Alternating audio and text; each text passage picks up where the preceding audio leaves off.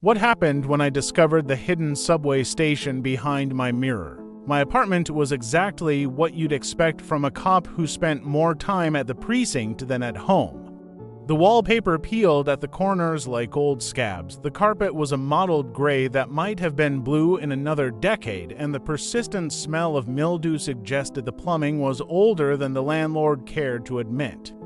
It wasn't much, but it was my refuge from the chaos of New York City, my own rundown castle. One lethargic Sunday afternoon, I stood on the fringes of my small bathroom, scrutinizing my reflection in the faded mirror.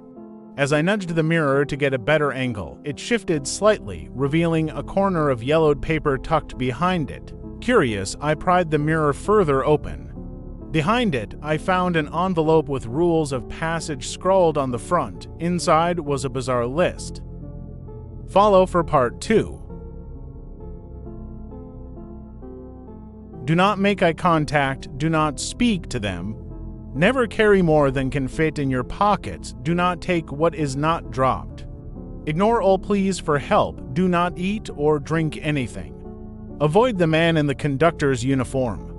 Never go beyond the last platform. Never board the train.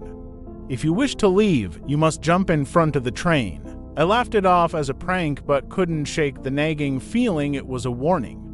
A week later, my curiosity got the better of me. I pulled the mirror aside, revealing a dark tunnel.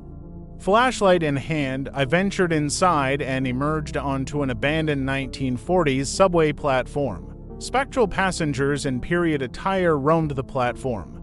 I obeyed the rules, avoiding eye contact and keeping my distance. A stern conductor patrolled the area.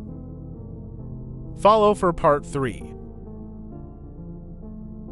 Realizing I had stayed too long, I followed the final rule, jumping in front of a phantom train and waking up on my bathroom floor, clutching old coins I had found.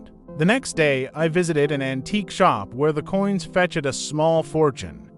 The shopkeeper warned, the treasures of the past often come with a price. Fueled by greed, I visited the station more frequently, gathering more valuables while adhering to the rules. However, colleagues at work noticed my newfound wealth. My friend Rick confronted me, suspicious of my activities. Desperate to share my secret, I revealed the tunnel to Rick and another detective, Lucy. They joined me in exploring the station, marveling at the preserved past.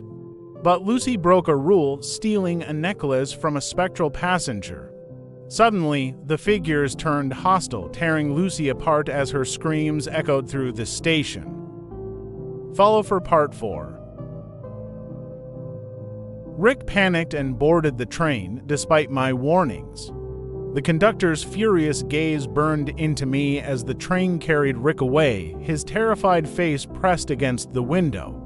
With no other option, I jumped in front of another train, returning home alone. I tried to demolish the wall to reach the tunnel, but it was gone, leaving only cold reality behind. Weeks passed, and Rick and Lucy's disappearance haunted me. One evening, I heard a rhythmic tapping behind the mirror. I found another envelope with new rules. Do not return for them. Do not look for doors where there are none. The past cannot be saved. Remember them as they were. I realized the price of breaking the rules. The station had claimed Rick and Lucy forever. The weight of guilt and loss was a burden I would carry alone.